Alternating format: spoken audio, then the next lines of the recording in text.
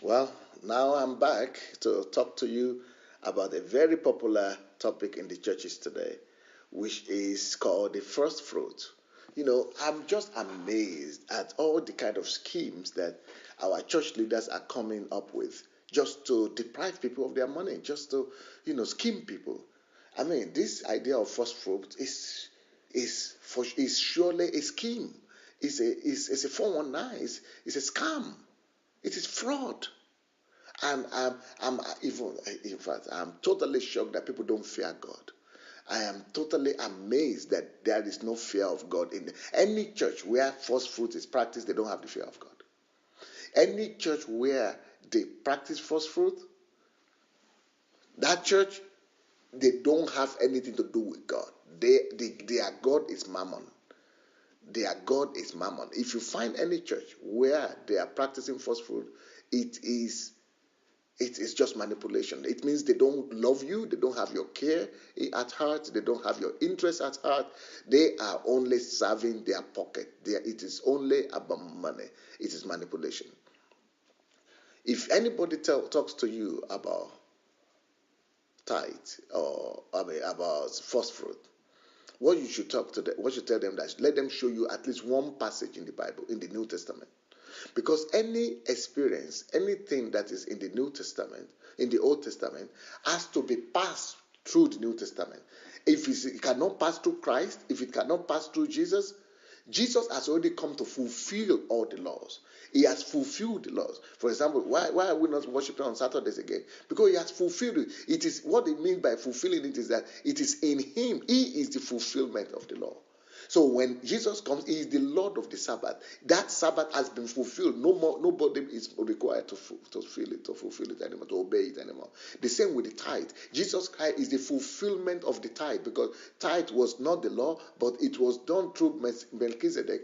Melchizedek was a symbol of Jesus. Jesus himself has come now. So Jesus has fulfilled the tithe, and now it's him we give the title. Is our peace, is our Sabbath, is our everything. So when it comes to firstborn, that was a symbol also that was set apart to symbolize the person of Jesus, who is the firstborn of the brethren.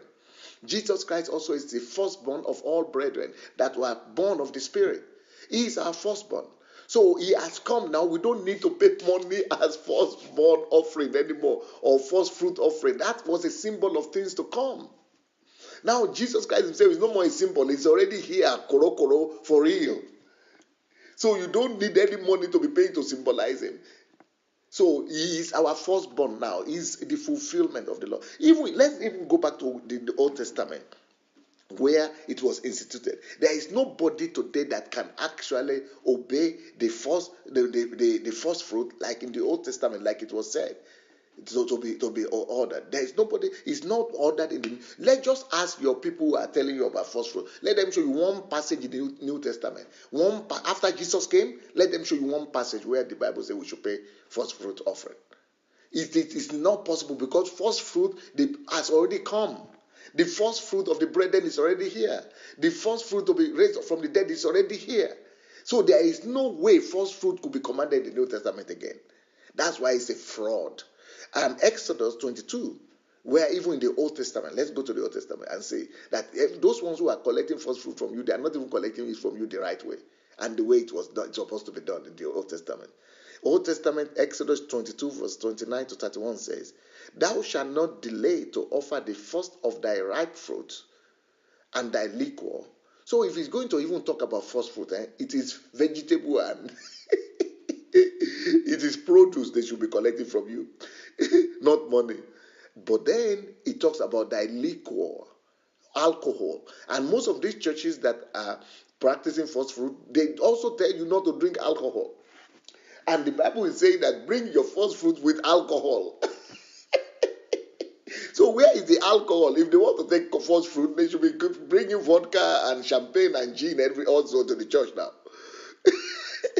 Then not only that, if they want to also collect first fruit from you, they should be practicing the way first fruit was practiced in the Old Testament with your firstborn. Your firstborn child must be given to the church as well.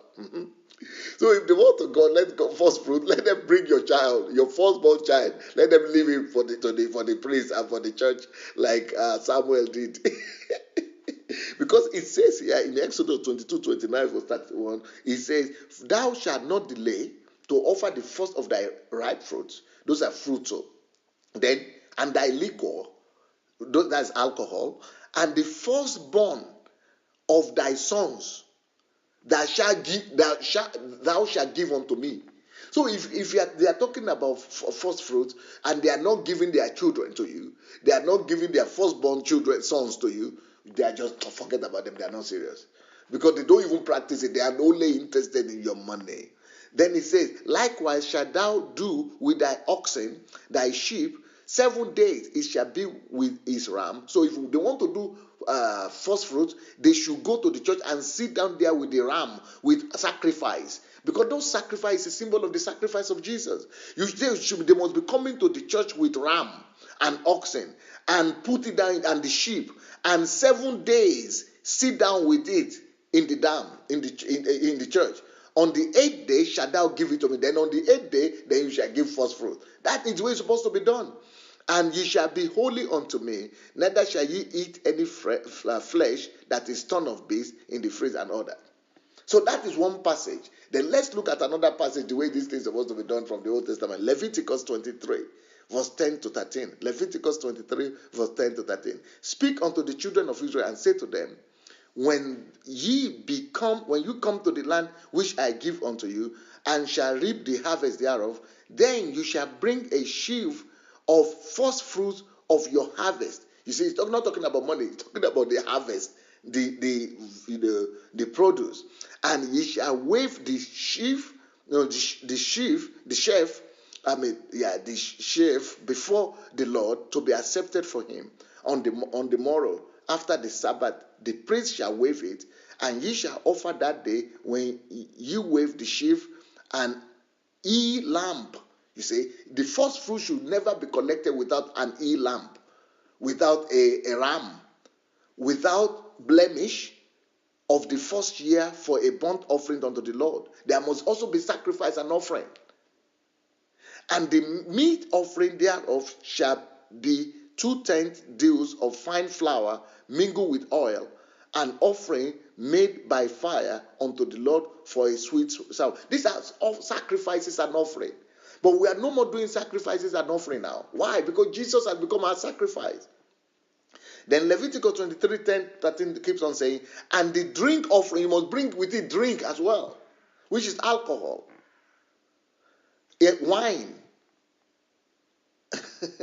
And all these things you bring to bring first fruit. So if first fruit is going to be practiced the way it even should be practiced, it is you call them idol worshippers. It will become like paganism, just like in the Old Testament.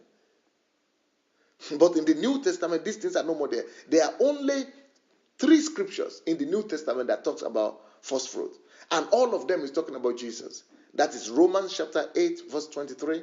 Romans 11, 13 to 16 is talking about us as first fruit.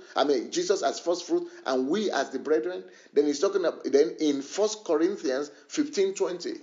All these places doesn't talk about money or offering at all. It's just saying we should rejoice that our first fruit has come, the Christ Jesus, who is the first of the brethren. Now we are the sons that are following after him. So there is no more anything like first fruit. Then in Ezekiel chapter 44, verse 28 to 30, he said, "And it shall be unto them," this Old Testament too, "for an inheritance.